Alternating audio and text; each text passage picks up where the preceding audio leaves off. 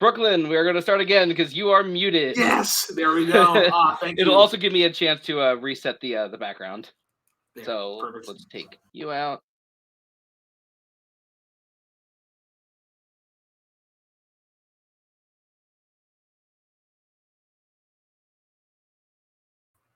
It was the Setlist number 12 at the home of the video store.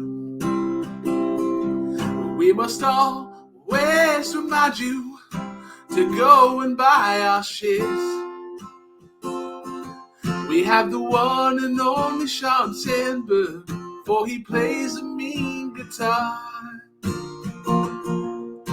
And 7 Spanish angels think that he will be a rock star. There were 7 Spanish. That's where it ends.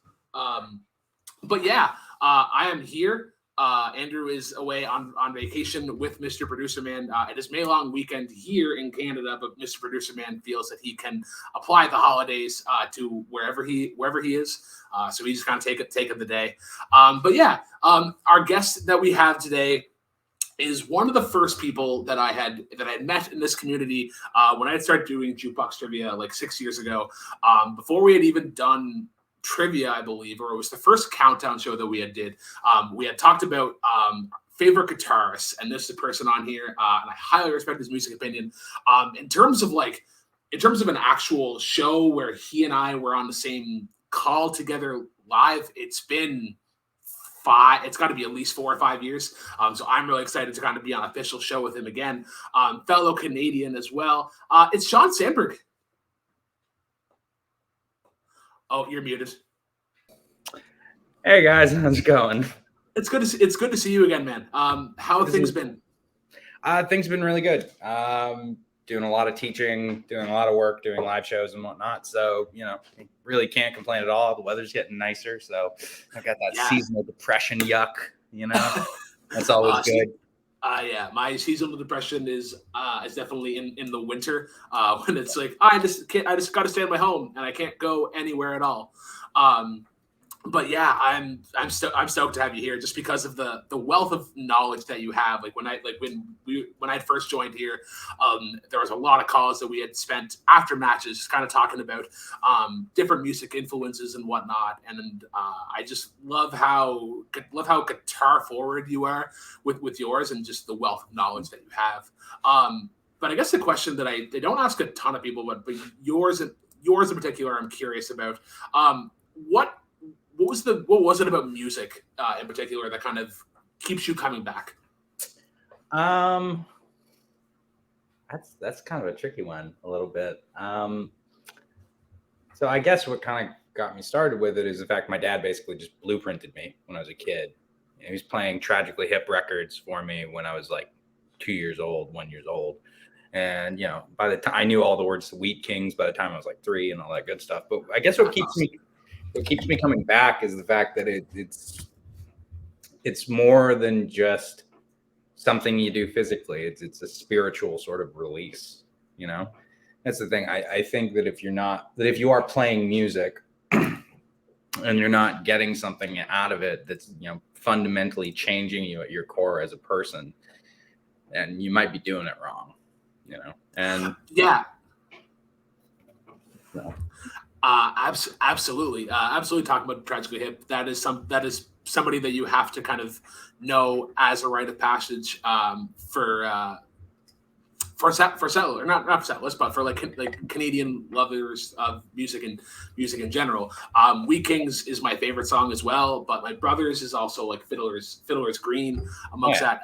And you're right though. You have to have the right emotion going into it. The thing that I've kind of learned in the last year or so is that even to play particular songs, I have to be in the right frame of mind. There'll be times where like, hey, like you should play this song or whatever, and I go to play it, and I'm like, I'm not feeling the way that I did at the time that I really kind of fell in love with it. But yeah, we'll get right into the meat and potatoes of the show. So for those who haven't seen the show before, how it works is I give each guest the exact same 10 questions. That way, when you hopefully tune in next time, you know what to look for. And then guests it forward. You can get excited about particular questions that you may already know about now. But we'll get right into question number 1. Sean, who is your favorite artist? This was a really tricky question just because, I mean, when you listen to as much stuff for as long as I have, it's tough to narrow one down. Like, I wanted to go with Van Halen because I loved the first 6 records, but then it was just going to be me talking shit about all the records after that. I wanted to go with Audioslave, but sample size is really small for that. So I picked Jeff Beck just because he holds a really, really special place in my heart when it comes to different musicians. Primarily because of the way I got introduced to him. But on top of that, just the fact that my friends and I were talking about the best guitar players of like the different decades. And we all pretty much unanimously agreed. It was like, Jeff Beck could be the answer for any of these decades, right? And it wouldn't even be a controversial thing because he just got better as he got older. And he was never afraid to experiment with different sounds. Like, how many guitar players do you know of that would go into a track like Nadia, which is an electronica track, and just go like, what this could really use? Slide guitar. The general idea of that sounds ridiculous on such a fundamental level. But then when you hear the way he applied it, you're like, oh my God, that's fucking perfect. And so the fact that he could play that or jazz or blues or rock or surf rock or funk, or it didn't matter the genre. He could literally, he was so appropriate in any of them. It was absurd. Something that I learned with this artist in particular, and just kind of a culmination of everybody's answer for this question in particular so far, you realize how much artists will play into what's popular at the time and how can we make the most of it. And I think Jeff Beck is so great because it doesn't matter where he's at in his life. I think he just fits the mold of whatever is required of him at the time. Yeah. Like you look into actually no, before that there was something else that I wanted to bring up as well, because whenever you had first mentioned this to me back in the day, because I feel like I have to expose myself, because when you had mentioned this person, I had initially said, oh yeah, I love Loser. Like I thought Jeff Beck and Beck were the exact same person. You're like, no, entirely different people. Entirely different. But yeah, he had a life with the Yardbirds and whatnot. A bunch of people came from there. Friggin' Jimmy Page, I believe, came from there. Among I think Eric Clapton had a stint in there for a little bit. But yeah, it's kind of wild the way all the bands just trickle down from there. Because from the Yardbirds, you get Cream, you get the new Yardbirds, you get all Clapton solo stuff, and you get, and for anybody that doesn't know, the new Yardbirds is Led Zeppelin. But from Clapton, you get, his influence on Van Halen, which means you get everything from there. And it's just kind of bizarre how it all goes back to like just that one band who, I'm going to be totally honest with you, I don't even really like that much. Hi, Milo. You really need to get out of this job. That's kind of like, well, you were talking about Chris Cornell earlier, or Audioslave in particular. And it's like, man, because especially kids this generation don't understand, but it's like, to think back, there was a time when Eddie Vedder and Chris Cornell were both vocalists in a band. Yeah, it's up with the dog. Yeah, man, that's an insane thought, isn't it? Yeah. So this is one of the first times that I'm gonna say that that the artist's earlier work isn't as great. To be honest with you, I think you can skip Truth and Beckola, his 2 solo albums at work. I found these were kind of like, imagine if Rod Stewart was with Led Zeppelin. And I think in theory that works really well, but I think the voice and the sound that they're trying to produce end up clashing a lot. So they didn't quite sit as well for me. How do you feel about his two records from the 60s, basically? Beckola is not my favorite, but Truth I appreciate in a lot of ways, because I do think it's genuinely, holy shit. I think that gives you kind of the foundation point for what was going to come with the later records, especially the records in the 70s, like Blow by Blow and Wired, which we'll get to in a second. But, what stops it from just being like, it's a good blues rock album is stuff like Beck's Bolero, which just all of the sudden comes like, it's the second half of that record. If it didn't happen, that record to me would just be like the biggest womp womp of Beck's career, especially because he didn't have the same technology to play with that he did in the 70s and going forward. So there was that like 60s tone of guitar that I love from certain people, but I'm also not super crazy about from others. Yeah. But with stuff like Beck's Bolero, I think that really kind of makes you go like, oh, whoa, okay, whatever he's going to do next is going to be like one of the coolest things ever. But yeah, and I can see where you're coming from on Truth with that one, just a little bit for sure. Yeah. Now, you were talking about later, like Blow by Blow and Wired, but I think the album before that one, the one 2 years later after Beckola, Rough and Ready, that was the first one that I was like, okay, I now understand why Sean likes him as much as he does. Situation was the first song that got me to turn around and be like, okay, what's the name of the song? I gotta figure out what this is. It was really like, if you've known me for as long as you have, you know how much I appreciate like jam songs and stuff that kind of just, it's blues rock, but it's these really extended plays where they're taking these different riffs and they're using one to transition it into another, and it's kind of that process. But yeah, you have a really good string of albums. Rough and Ready, the self-titled Jeff Beck group is really good. Blow by Blow, I think, is objectively his best. Yeah, and then Wired is pretty close. But yeah, what are your thoughts on this? With Lead Boots is the way that you start a goddamn record. Like, holy shit. Yeah, like every time I hear Wired start off, I'm just like, oh my God, this is fucking ridiculous. Yeah, but your thoughts in general on the stretch of 4 albums, like early 70s, I guess we'll say. Rough and Ready, great record. But it is really like once you hit the mid 70s, that's when Beck really starts taking over in terms of like, just he kind of comes to, I'm trying to think of the right word to describe it. He comes into his own as an artist so much, and he just stopped giving a fuck at a certain point, pardon my language, but he really did. He was just like, I'm just going to make whatever it is that I want. Because stuff with the Yardbirds, you could tell he was trying to do that 60s, let's make a hit record kind of shit. And then eventually you can just tell he's just so bored with all of it that he's like, let's just make the most interesting thing that I find interesting to me, and maybe it'll vibe with people. And back in the 70s, you could really do that. It's not so much the case anymore that you can wind up doing that, which is a shame. But yeah, I think so.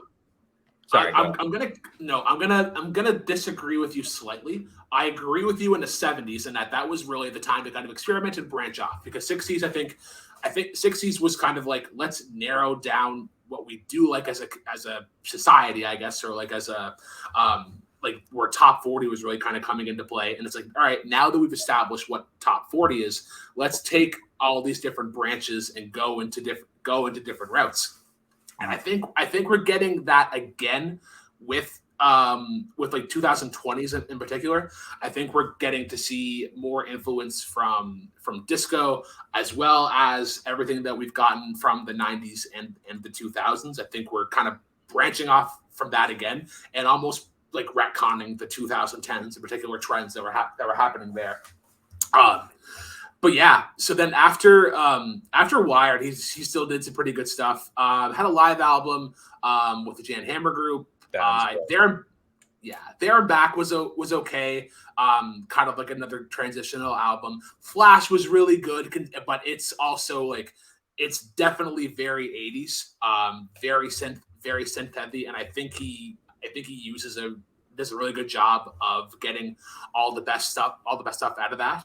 But it's Jeff Beck's guitar shop that really intrigued me of his 80s records, because this leans so heavy into industrial rock. Like, I would love to hear this album again, but like Huey Lewis comes in for a couple of songs just to hear, because I feel like that's a perfect harmony there of styles. I think you're pretty much spot on that one. I mean, yeah, definitely. Yeah, I mean, I couldn't agree with you more on that. Yeah, I think Huey Lewis would be a fucking fantastic addition to that record. But yeah, what are your thoughts in general on his 80s stuff?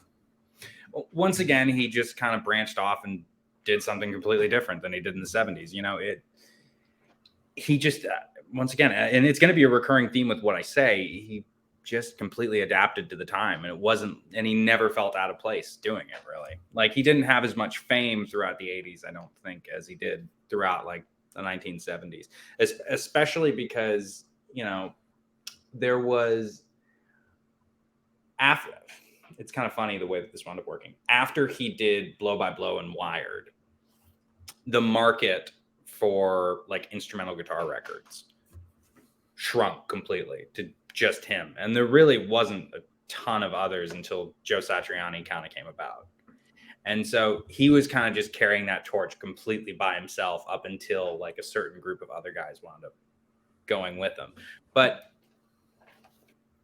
like you said, stuff like Guitar Shop is absolutely fantastic. You know, I just think that the guy could absolutely do no wrong pretty much. And it didn't really matter the decade for the most part. But yeah. Then you get into the 90s and later, and like he even has new stuff that came out this year. Yeah. With friggin' where is it? Not Lost Highway. Yeah, I guess Lost Highway. But he has a single. Where is it? Gotta find it. Singles. Where are you? Of popular releases, albums, singles, and EPs. There we go. Moon River. That's the name of the one. Which actually, funny enough, he does with Eric Clapton. So it's a nice little Yardbirds reunion. Yeah. But yeah. And I'll kind of reiterate again. Even when he gets into the 90s and 2000s, I don't think it's that far off, and I think it's still pretty good. The ones in particular, though, who else in Crazy Legs? Crazy Legs, I think is my favorite of the two. I think he gets kind of the 90s rhythm really well. And then who else I think was a really good job of that transition period where we were really getting like, I feel like who else is similar to like a Fatboy Slim record. I think that's tough to do especially in the realm that he's in. But yeah, how do you feel about like any of his modern-ish stuff, or do you think that he still holds a candle to what he was? Absolutely. I mean, like I said previously, it's kind of a beautiful thing that like me and all my buddies who I was with are all guitar players as well. And we were just like, yeah, you can pick them for pretty much any decade. Like, I think Beckology is a fucking brilliant record as well from 91. I think that's a fantastic record. But yeah, no, I think that he just, to me, was like the fine wine of guitar. Like, he just continuously got better as he got older, and especially getting to see him live, and because the first time I saw him live was 2000. I guess I was 15, so 2009. Yeah. Was this the one that you had seen him in Chicago? Because I remember you telling me a story about. So the first time I got to see Beck live, I had never heard him before. I had literally that's the best, going into a concert not knowing anything about a band.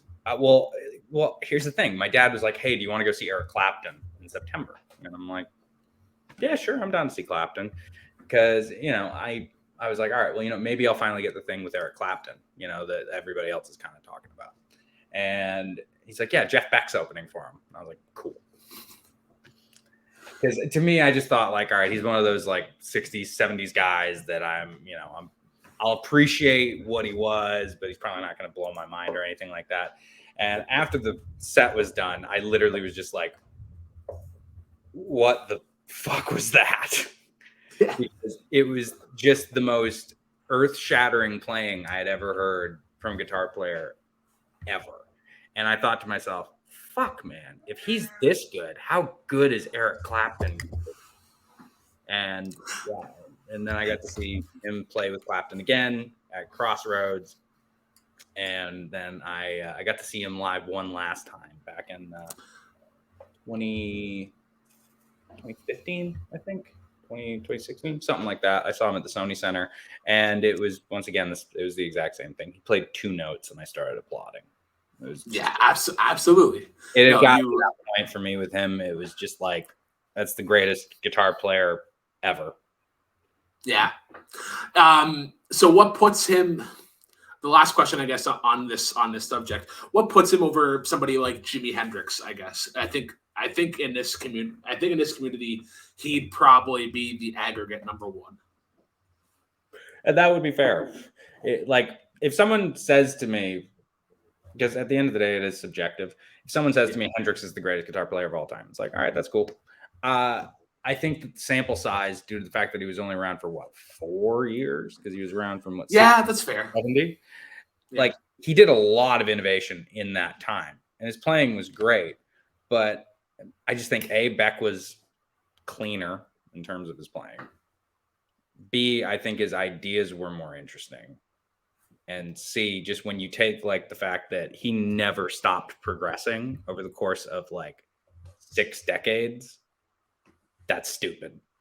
Like no one does that. Like even my other favorite guitar players have not ever done that. Like Eddie Van Halen, he hit a certain point where he was Eddie Van Halen, and I love him, but he wasn't continually like breaking the mold like Beck was. Like my buddy Brad said last night when we were talking about him, because I was chatting with my buddies about like the fact that we went and saw him together, and he's just like, that was the most elevated form of playing. He goes, it was like so pure. It was just like pure art to a level I've never seen another musician get to. And he's seen so many of these guys that like I've seen and other guys have seen, and it's just, he was special. He was really, really, really special. Yeah. And especially like to see him live as well, because, and I think that's what I love about live shows so much, is that they will tend to branch off from like the studio recording at the time. Like they'll turn singles into like these 15-minute sort of jam songs. And I think that's where you get the most out of him as a fan, where it's like, all right, we're going to play this song, but instead of this solo, I'm going to try out this that you guys probably haven't heard before. And then we're going to have this guy do this, and we're going to loop back and forth. And it's just, at that point, you're just feeding off of each other. And I love that as a musician, just kind of have that energy I'll carry around. Yeah. Also, just to kind of speak to something else about that, his feel and his ability to emote was like just incredible. Because like, have you seen live videos of him doing stuff like Nessun Dorma? I haven't, no. Oh my God. So he does the opera piece Nessun Dorma, but he just plays it on his guitar. And it's like by the end of it, you got like chills. He just does it absolutely perfectly. And all he does is play the melody to it on guitar. And he gets the whammy bar going, and it's like shockingly good.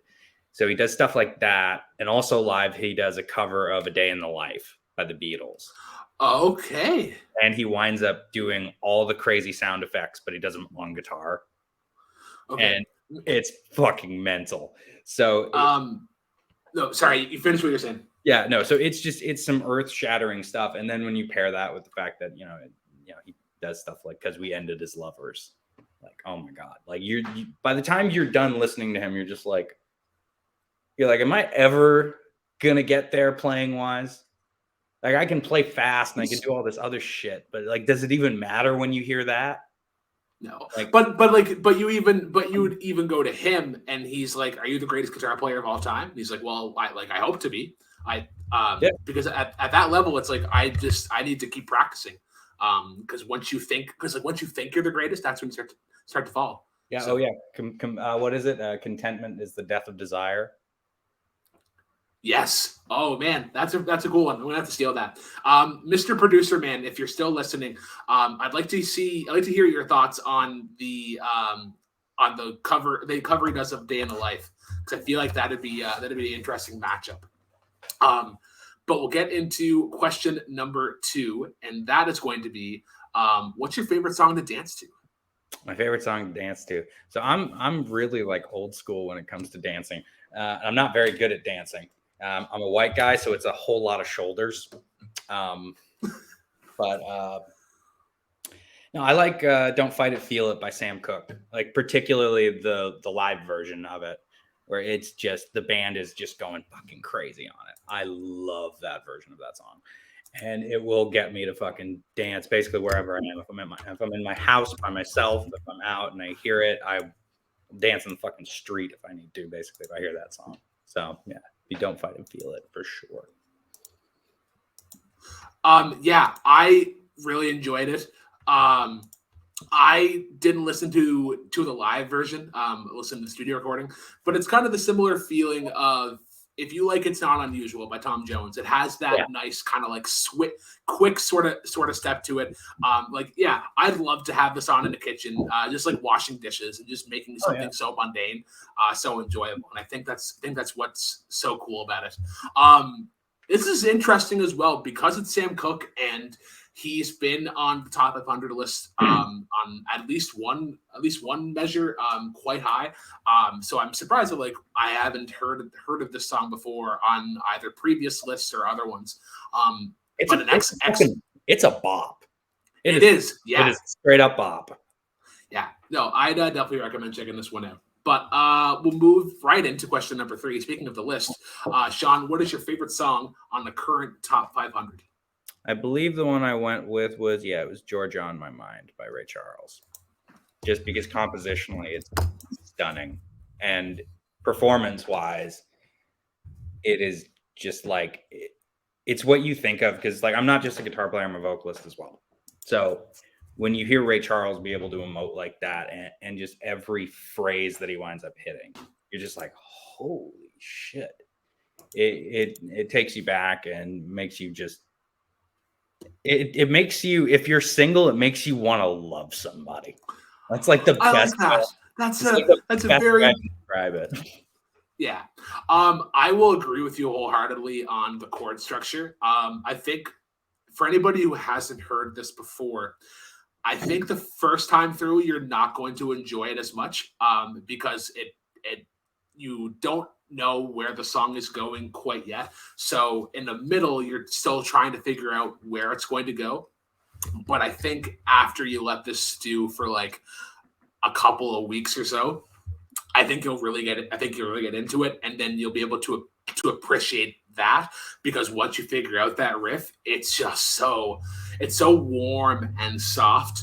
Also, the melody going through with "Still in peaceful dreams I see." Fucking, oh my god, the road leads back to you. It's like, spectacular, absolutely spectacular. Yeah, I love the usage of like half steps that it does, and what it doesn't really stay in key. But I think another great thing as well is that like you get into that middle section and it's just like the strings and whatnot. And same thing as well. You have that half step sort of descension and ascension. And it reminds me a lot of like James Bond. And I would have loved to have heard Ray Charles do a James Bond theme. That would have been spectacular. Oh my god, that would have been unbelievable. Like, I'm trying to think, what would have been like a really good one for him to do? The Spy Who Loved Me would have been a fucking fantastic one for him to do. Yeah, I'm not as versed on the James Bond themes early in the days. I'm definitely 2000s from like Die Another Day onwards. But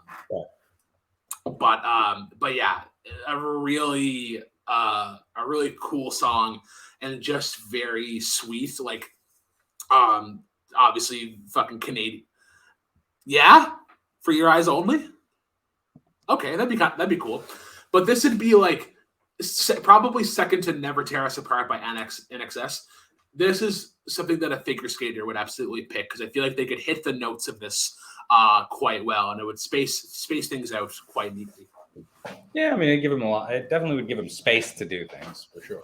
Yeah. All right.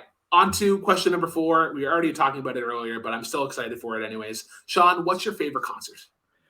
It's a tie. One of them is Crossroads 2010 in Chicago, just because I got to see everybody pretty much, and the other is Paul McCartney from just the year after that, and that was Okay. unbelievable. So, yeah, Crossroads 2010. So who did I get to see? I got to see Buddy Guy, BB King, Eric Clapton, ZZ Top, John Mayer, Sonny Landreth. Bill Murray hosted the event. I say Eric Clapton already. I think so, yeah. Yeah, Eric Clapton. Sheryl Crow was there. Gives a shit. Recent Rock and Roll Hall of Fame inductee, Sheryl Crow. Oh, good for her. Yeah, I'm trying to think who else was there. It was Joe Bonamassa, Robert Randolph. Oh, I got to see Derek Trucks that day. Actually, it was the first time I'd ever heard Derek Trucks, and subsequently, one of the most famous videos of him playing is from that show. So I got to see the Midnight in Harlem solo live, which, like, oh shit, yeah, that was. I remember I looked over at my dad when because he was in Chicago with me because I was like 17 at the time, and so we went together, and he got done playing, and it was the only other time I've had a guitar player affect me like that. Seeing them live was when I saw Jeff Beck, and like that's how good Derek Trucks is. So yeah, I got to see a lot of those guys. BB King was weird though during that show. Yeah, he was super weird. If you go, because there's a DVD of the concert, they do a DVD every. Because Crossroads is like every 3 years because it takes forever to get organized with everybody on that because there's so many artists that come through. And BB King was 85 at the time. And that was about the extent of his performance. He literally would play like, he'd go like, so I'm 85 years old. Or he'd be like,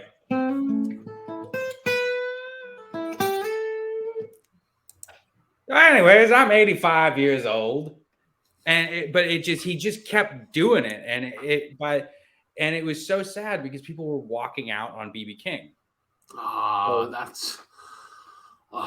Yeah, it broke my heart, and I stuck around for it, and thankfully I did because Eric Clapton and everybody else came out to back up BB King. So you got Clapton, Beck, Buddy Guy, friggin' BB King, Derek Trucks, Jimmy Vaughn, the whole, like the entire lineup, John Mayer, everybody. And now, did they all come together for The Thrill Is Gone? Because I feel like for BB King, like they did. Yeah. How was that performance? Spectacular. Yeah. Spectacular. It was exactly what you wanted it to be. I remember the first time that I had heard Thrill Is Gone. I was at a college party and my buddy had popped it up on YouTube.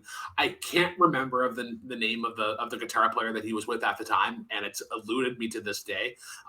But the way that they go back and forth, and that like one guy will rip a line from a solo, and then BB will match it immediately right after, and it's just spectacular. Yeah. Oh, sorry. In terms of the Paul McCartney show as well, you're not the first person to put this one either. Really? Hank that we had a couple episodes ago. He also had Paul McCartney, I believe from 2011 as well. Whenever he was in Ottawa. What has these shows tied?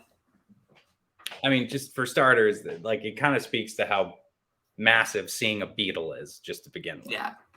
But I'm also just a massive fan of Wings as well. I love his solo career. Like out of any Beatle, his solo career is my favorite for sure. Yeah. But he went up, and even at like 70 something years old that he was at the time, he still had all the exact same vigor and enthusiasm. And his voice he just didn't miss a note all night, which was great, incredible to me. And one of the most amazing parts of the show was he went up and he did a song called Here Today.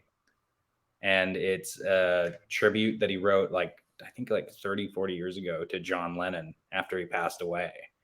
And he goes, this one's for John. And literally just like, you could just hear like the entire crowd fell into a hush. Like there was not a single person talking.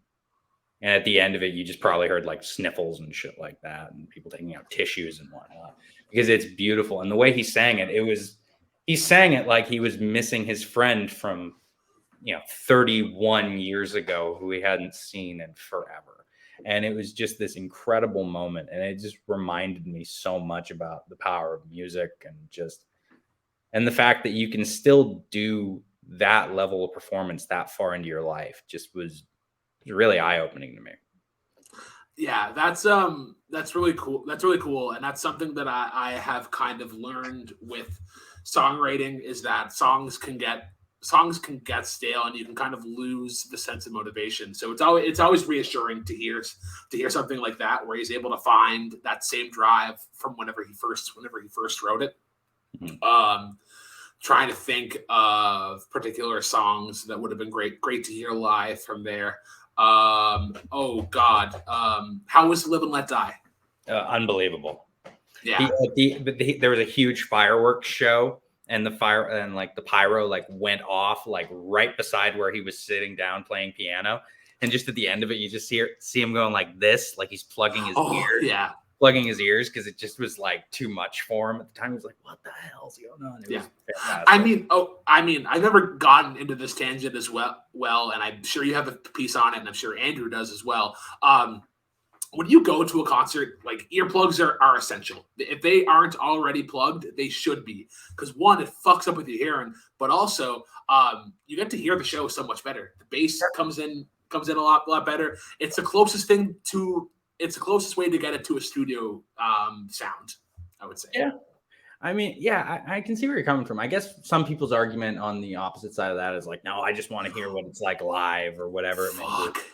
But at the exact same time, I also I like having my hearing. I've had vocalists who like haven't told me that they're going to fucking set me up in a certain place, or they turn the friggin' PA up so much louder, and by the end of the gig, because I haven't brought my in-ears, because I didn't think it was that kind of gig, I want to like strangle the guy.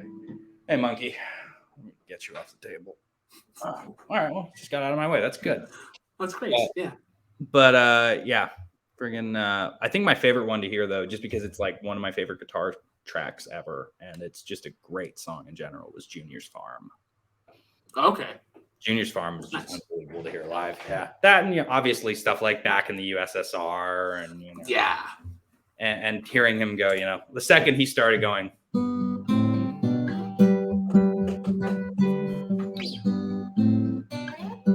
yeah, everybody knew. Which is an incredible, like it's crazy that you think of him as a songwriter and predominantly a piano player, and it's like he has one of the easiest and also just earworm riffs on guitar.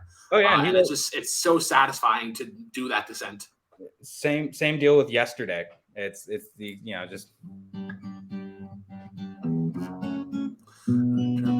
so far away. Yeah, and hearing him sing that was unbelievable. And there's some things about just even seeing him live, like, because I know a shit ton of Beatles songs, like Eleanor Rigby is one of my favorites, but some things that'll really shock you, and especially when you hear them live, because you're like, okay, I know how you do that in studio, but how are you going to make that interesting live? And because Eleanor Rigby is literally just, look at all the lonely people.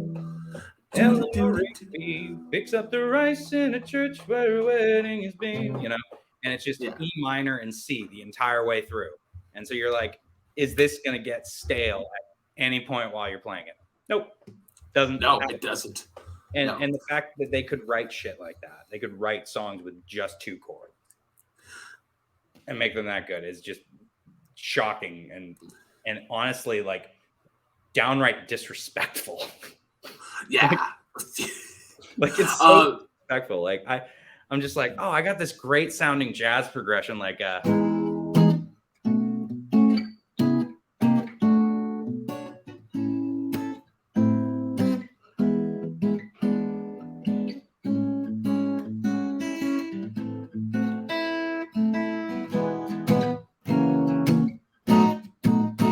like, all right, cool, like, great, what am I gonna do with that? And then I just hear, look at all the people, and I'm like, fuck. All right. That's like Octopus's Garden. It's like one of the greatest sing-along songs ever, but it's right in the 4 chords of pop. Yep. On to question. Yeah, absolutely. Question number 5. Your favorite music video and a first in Setlist history. But go ahead. Oh yeah, we're doubling up on this one. It's Just by Radiohead, and as much as I detest a lot of things about Radiohead when it comes to just them being like just music critic darlings and stuff like that, they wrote a damn good song and they created a super interesting music video to go along with it that people are still trying to decipher. What, 20 years later now at this point? It's pretty remarkable, the fact that they were able to accomplish that and have it endure as long as it has. And still trying to figure out what that fucking guy said when he was lying on the ground. Yeah, absolutely.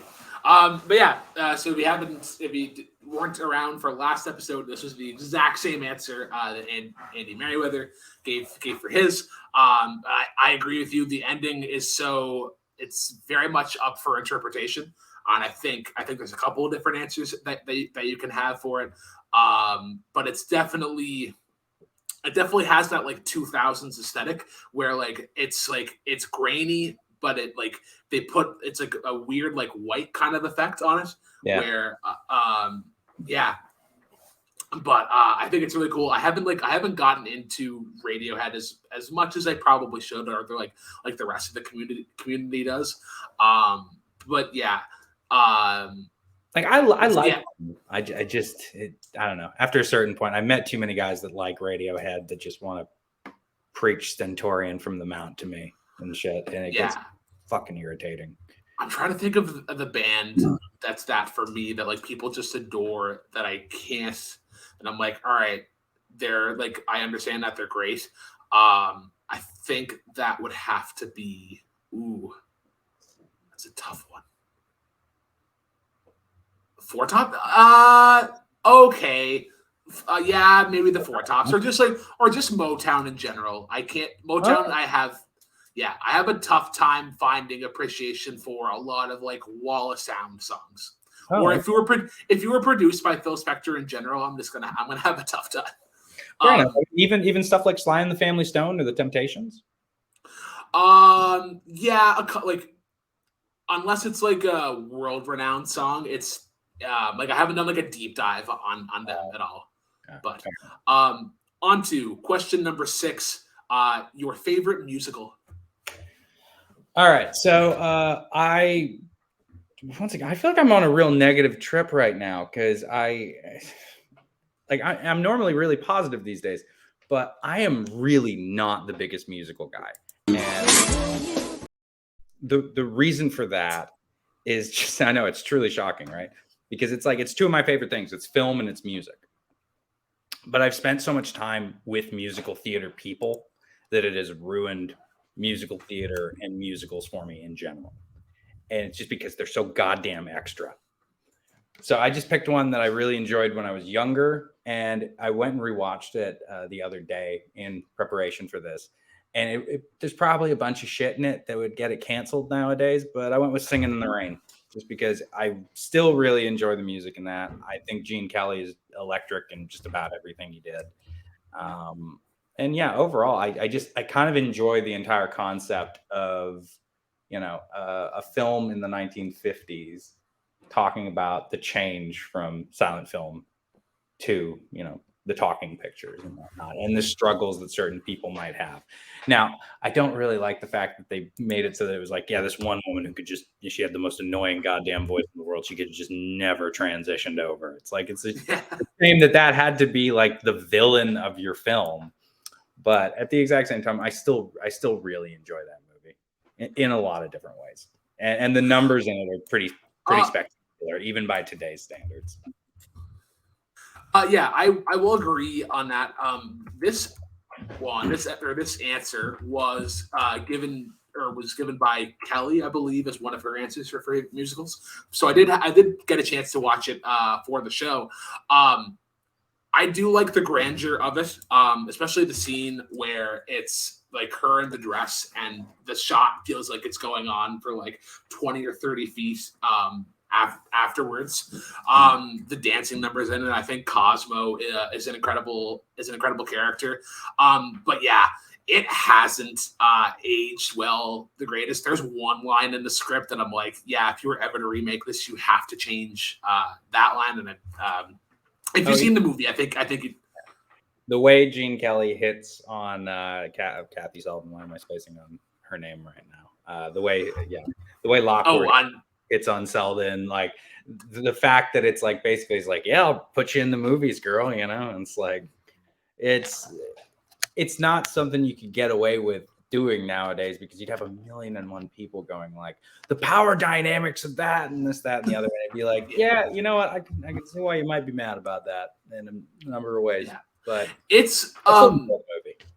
Yeah, it's definitely a film that is kind of like a love letter to Hollywood. So I feel like if you already have that admiration for movies, it's there. Like I remember, I think Robert Meyer Burnett of Schmoedown fame had talked about this being his favorite movie of all time. And if you remember him and just everything that he was kind of known for at the time, it was kind of polarizing. So I think that kind of spoke volumes to it. But yeah, Good Morning, I think is one of the not the underrated songs, but I think it's one of the ones kind of carried over time.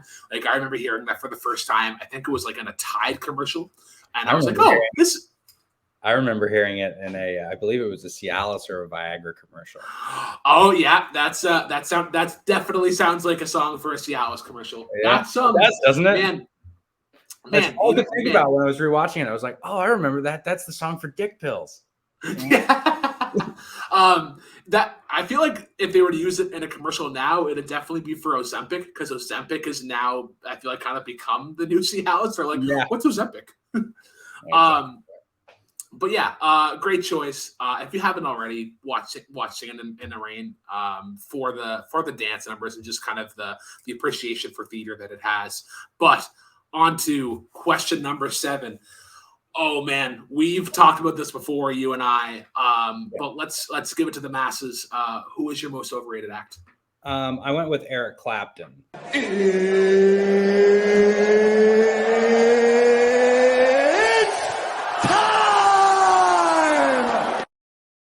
I figured something like that was coming. I want to make something abundantly clear when it comes to Eric Clapton. I could have gone with a number of different people. I could have gone with Beyonce or someone along those lines, someone whose music I personally don't really get the appeal of. But I can see why there is that for some other people, even if I think it's just not good. But with Clapton, it's more so just where he's positioned in the list of like greatest guitar players ever. Because when I see him at number 2 above like Jeff Beck and Larry Carlton's not even on the list and Eddie Van Halen's below him and all these other different players are below him, I just kind of have to sit back and go like, is that guy really number 2? Because something I left out about this earlier on when talking about seeing Jeff Beck play with Clapton is I said, oh man, if Jeff Beck's that good, how good is Eric Clapton going to be? He was not that good. He was not. He couldn't hang. But I will say this, in fairness to the guy, the 2 times I've seen Eric Clapton live, Jeff Beck has opened for him both times, which may just be why I'm thinking to myself, like, man, this guy just seems overrated as get out. There are things that he does really, really well.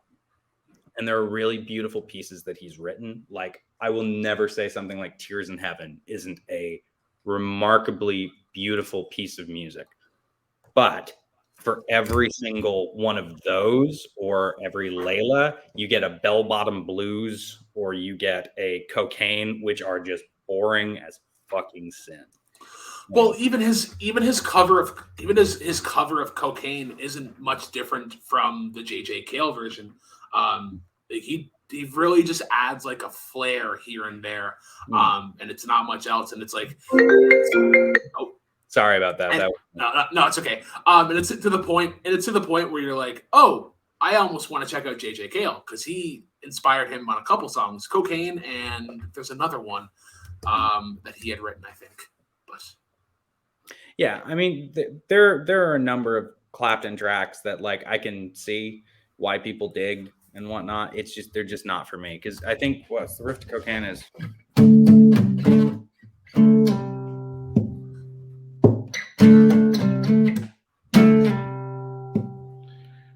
And I'm like falling asleep already. Just that it doesn't grab me, you know, just from like just a songwriting perspective or anything like that. But I will say this: there are so many good qualities about what he's done for the instrument. Like I just bought a Yamaha Revstar.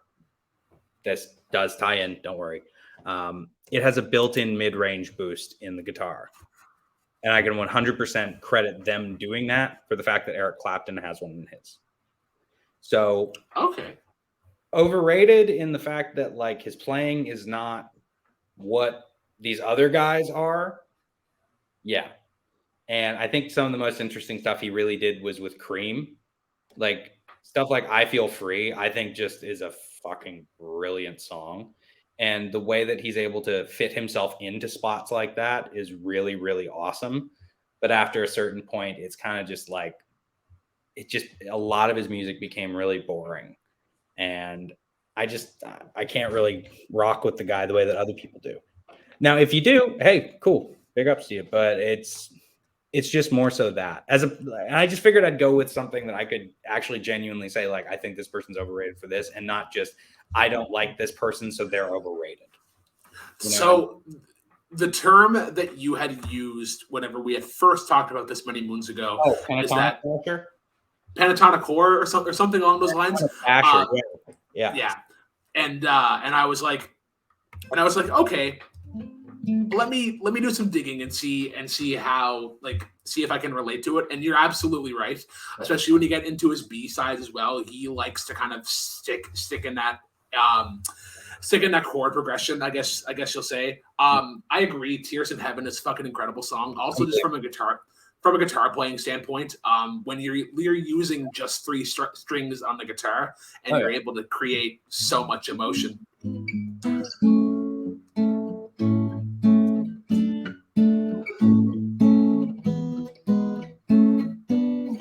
It's a great, yeah. It's fantastic. I fell in love with him with the Unplugged album that he did, so I really got to enjoy his acoustic natures. I think Lonely Stranger is an incredible song. It's the whole reason you have a nylon string acoustic. Yes, it is. Yeah. It is absolutely. You're saying. I remember that from 6 years ago. Shit. Oh man, nylon strings are such a fun guitar to play because they carry so much sound and they're easy on your fingers. And if you're ever wanting to pick up fingerstyle. Yeah, and if I ever want to try and play, you know, let's say I want to play Mediterranean Sundance or something like that, you know.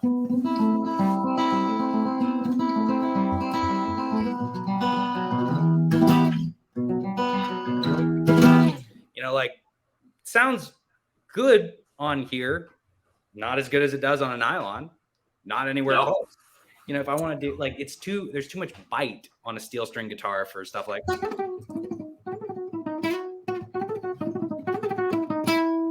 you know, it plays better to the pluck. Yeah, it's 100%. But yeah, other than but even outside of his acoustic sphere, you're right. I think that Cream is his most not his most experimental, but it's the stuff that he gets to kind of flourish on the most. White Room, in particular. Yeah. I think the last thing I think I'll say on this is that a lot of people tend to have him on the top in the conversation of great guitarists or whatever. He's usually ranked number 2. And it's crazy because I had put him as my favorite for the longest time because of how good he was as a rhythm guitar player. And you're like, no, look at somebody that was influenced by him, Eddie Van Halen, and look how incredible of a rhythm guitarist he is. And I was like, okay, I need to listen to his stuff and see. And you're absolutely right. No one swings like the king. No one swings like the king. Just stuff like don't get me wrong, I love, but when you hear like Van Halen go,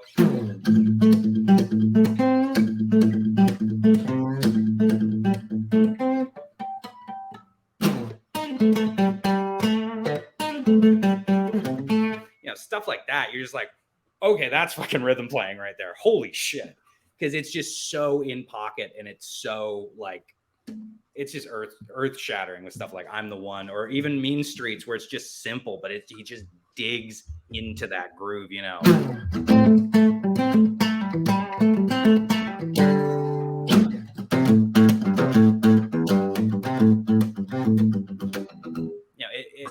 like that's badass rhythm playing.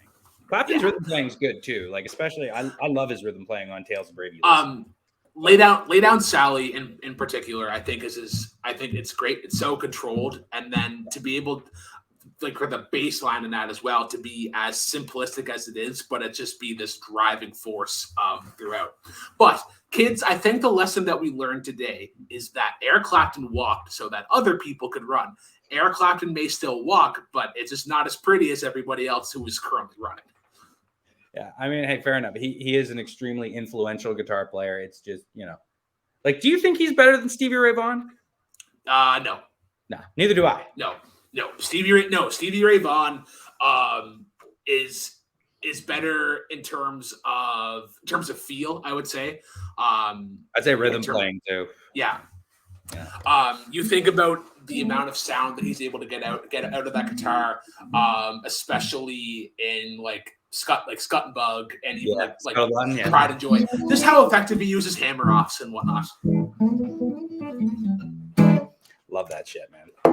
Absolutely. Yeah. All right, on to question number 8.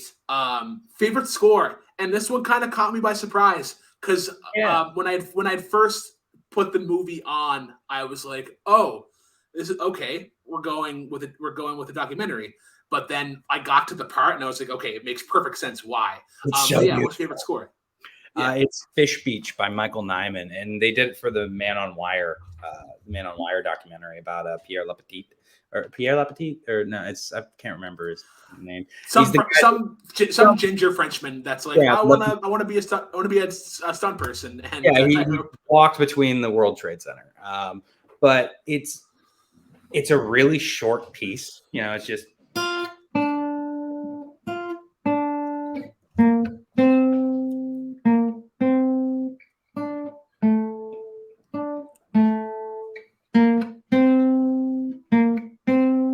But the level of control that you hear the strings play that with, and the amount of harmonic context that it winds up having when an entire orchestra is playing it, and the amount of emotion you can wind up feeling. And on top of that, the balls to just have that be the entire thing.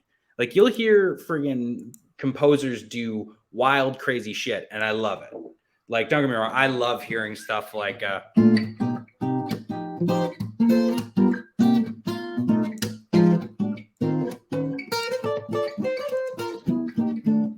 I love hearing composers get wild and go like, yeah, I'm going to throw these really wild random jazz chords throughout this entire progression. I say random, but they completely make sense when you actually break it down. But just the fact that he is so content with just playing that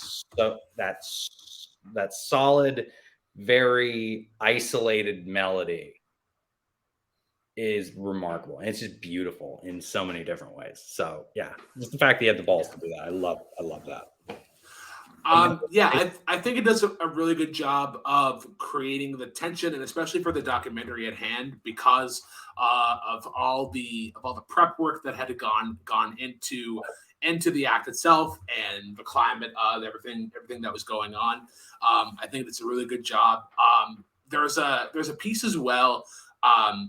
It's not whenever they go into the World Trade Center, but I think they're doing like a soft run I think it's Somewhere Else, and there's this really nice guitar work during that balancing act, and I was okay, this is absolutely a Sean Sandberg movie. Yeah, 100% music for sure. Yeah. Last thing I'll say about this is I think it's fucking crazy if you've ever seen the movie. When they're talking about like, oh, this wire is horrible, it's so loose, and then he gets on and he's like, oh yeah, this is fine, like this is a breeze, I know exactly where I'm at. Yeah, it's pretty wild. Yeah, it's absolutely remarkable. So yeah, that's definitely my favorite piece I've heard. I mean, there's others, but that one really, it's always the one that jumps into my mind first.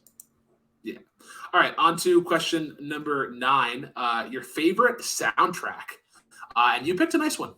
Yeah, I went with Into the Wild. I love Eddie Vedder's work on that. I just think, because I also did want to make my picks, like, not that there was like an element of deliberation to them, because these are just my favorites, but it kind of shows the importance of lyricism within music.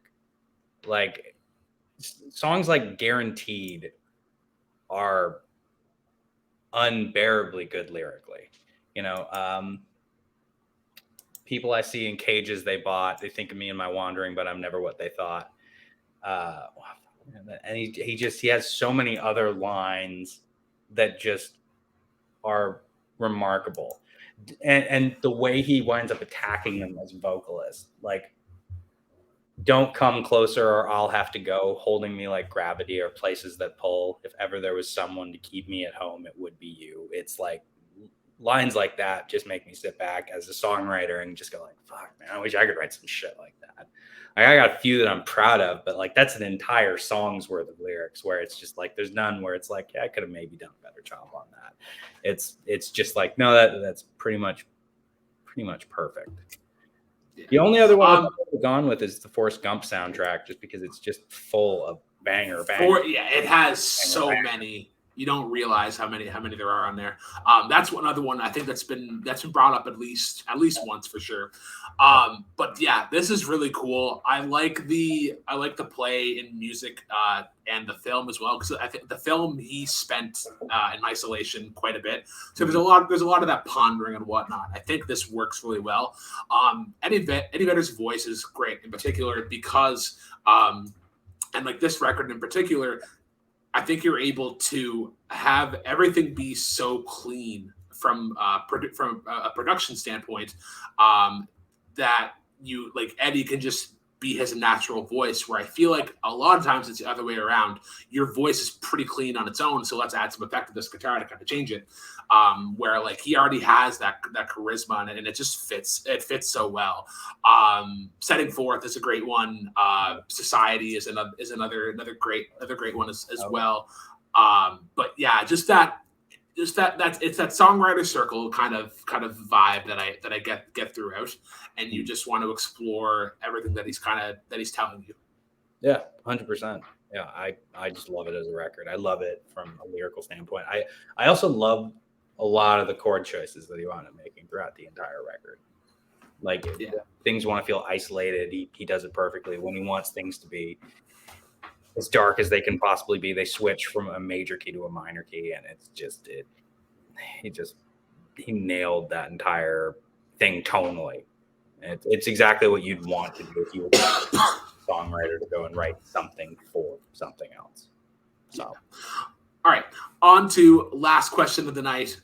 Your favorite song to perform or sing. Now, you have a guitar in hand, and I know that you love to play songs and even write some yourself. But what are some of the greats? Simple Man by Skynyrd. I love singing and playing that one. Nathaniel Rateliff and the Night Sweats, Son of a Bitch. That's one that I really love playing. And if I'm performing live with like just my guitar or like an electric, I love playing Frankenstein by the Edgar Winter Group, because I do like the saxophone parts,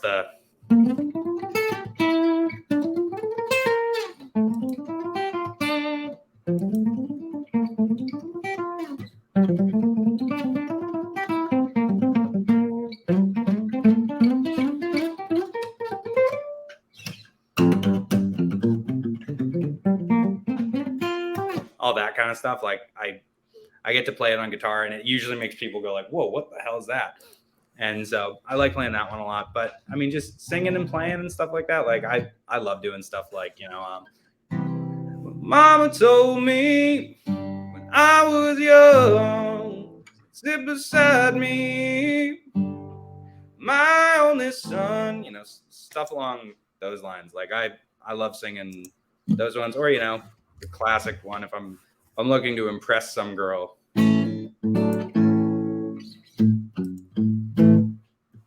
Used to spend my nights down in the ballroom. Tennessee whiskey, all that good stuff. But that's the song? Yeah, nice. That is the song, 100%. Yeah. You're as smooth as Tennessee whiskey. You're as sweet, strawberry wine. All that good shit. Yeah, it tends to work out fairly well. Yeah. So I have a question about one of these songs. Was Frankenstein sampled by ZZ Top, or was it because the riff sounds very similar to Cheap Sunglasses? Oh yeah. Yeah, well, it is almost identical because that's Cheap Sunglasses and this is Frankenstein. Yeah.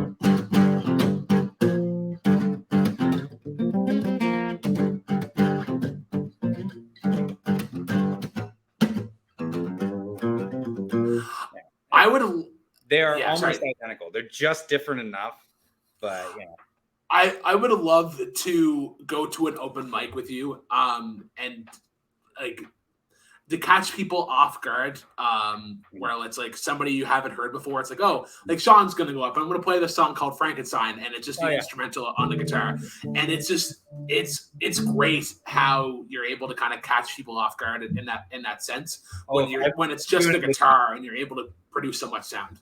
If I'm doing it with an acoustic, I do Midnight Express by Nuno Bettencourt. So it's okay.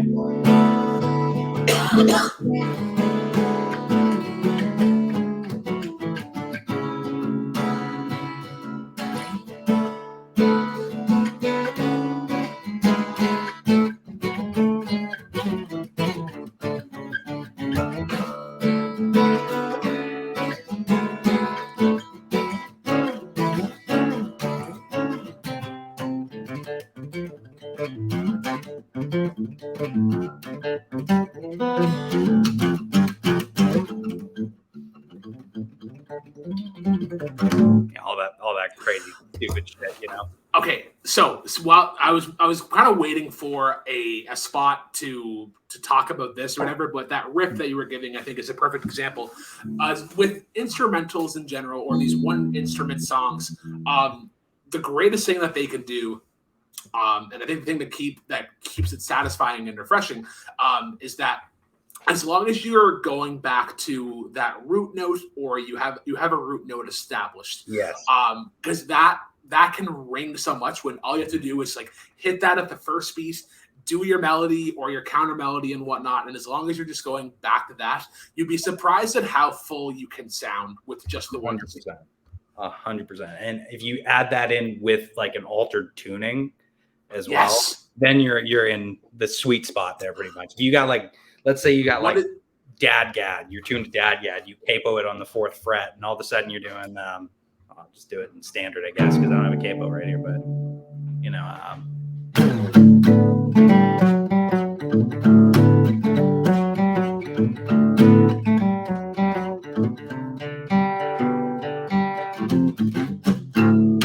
something along those lines. It's you're right. So long as it comes back to that linchpin note, and you can make those chord voicings really breathe and whatnot, it allows for so much musically, and it keeps the audience engaged. Sorry, this is the question that I had. What is your favorite alternate tuning for a song? I think the one that I love, just because of how fucking out there it is and how simple of a song it is, I respect Goo Goo Dolls. Your top string is B, goes down 5 half steps, and then everything else is D. You're almost breaking your B string if you do it too quick. But it's crazy. And whenever you get into that setting, it sounds so nice. Oh yeah. I think if I'm playing in a lead guitar rock setting, I really love being tuned to open G. Okay. It's the Keith Richards tuning, you know what I mean? Yeah. And as much as I have my issues with the Stones, which once again that's another spicy take that I have, but I think that tuning is remarkable. Like the riff for Can You Hear Me Knocking is so good. But if I'm playing acoustic, I really love open D. Yeah. Like I'll see how quickly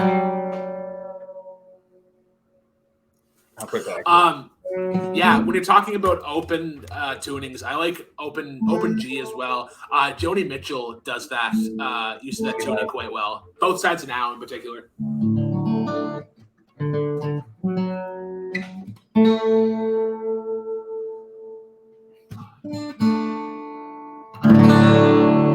Yeah, that sounds pretty good. Stuff like that, you know. Like that is just a beautiful sounding tuning right there. Even doing you think about how satisfying a song can be, and like Harvest Moon, I feel like is one that you have to learn as a Canadian guitar player in particular. Yeah, like it's the perfect song for the sunrise to come up pretty well.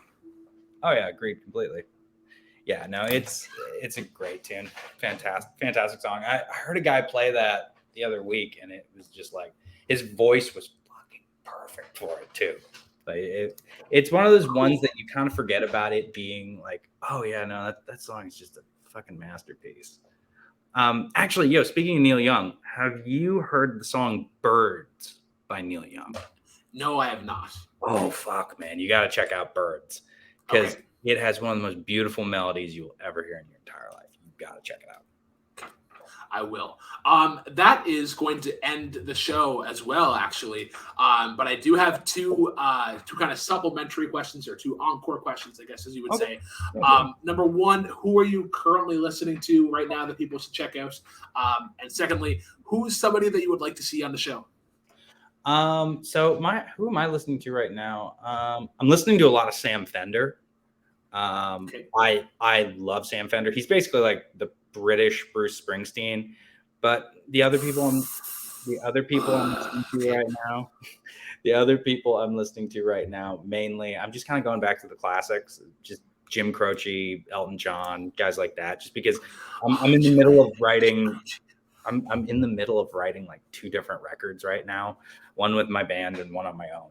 And so I just need as much like ammunition as I can get in terms of like good songwriting ideas. And so I just go back to that stuff and go like, oh, fuck, that's brilliant right there. Why am I not using secondary dominant chords more, or whatever it may be? And I remember talking to you about that a little while ago. And I got that from listening to I Got a Name. And it's stuff that just modern songwriters aren't really taking that much advantage of, but they really could be, because it doesn't sound out of place nowadays. It doesn't sound old-fashioned if you do it correctly. But yeah. So that's mainly what I'm listening to. And somebody who I would want to see on the show, I don't know, man. I'm a fucking old guy in this whole thing. I kind of just parachute in and I see what the whole situation's like, and I go, yeah, that's about what I expected, and then I leave, and it's that's kind of been my thing. So I guess, Grant's kind of the obvious one for me because he's like my best friend, but I don't know who's a good person to have on. I mean, like who's a musician? And the music people. Yeah, I guess the musicians. Okay. The musician that I would like to have on that we have, because we haven't really dabbled into his side of music, Nick Tuig. I know that he's a sax player, and sax players have to be incredibly musically talented. I feel, just because of where their instrument is in terms of settings. Like it's written 5.5 notes above like concert note. So you're doing a lot of like transposing and whatnot. So I'd love to kind of pick his brain into that. But I want to thank Sean for coming on. It was great chatting with you. It's been a long time. Yeah. And Thank you guys I'd for love to having have you on again. Absolutely, yeah. For Mr. Producer Man, for Andrew as well, Brooke, myself. Tune in next time when we're going through like 500 Stones season 3, or whoever we have next week for Setlist. But cheers, guys, and as always, drive safely.